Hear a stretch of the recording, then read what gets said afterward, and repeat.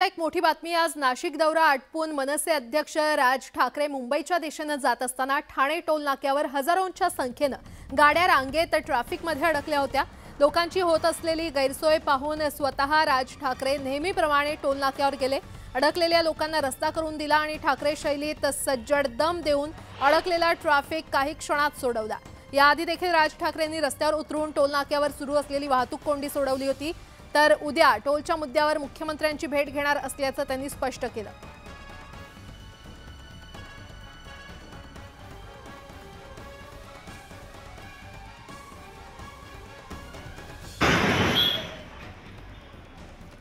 तर राज ठाकरे हे स्वतः गाडीतून उतरून त्यांनी टोल नाक्याची झाडाझडती घेतली आणि तिकडची वाहतूक कोंडी देखील सोडवली। ठाणे टोल नाक्यावर हा संपूर्ण प्रकार घडलाय।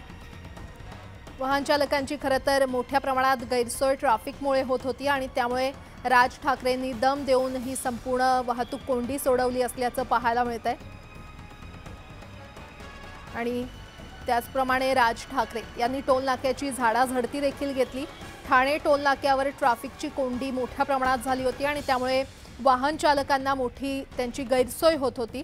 त्याच पार्श्वभूमीवर राज ठाकरे हे स्वतः गाडीतून उतरले आणि त्यांनी संपूर्ण टोल नाक्याची झाडाझडती घेतली, वाहतूक कोंडी सोडवली आणि नागरिकांना वाहन चालकांना रस्ता मोकळा करून दिला।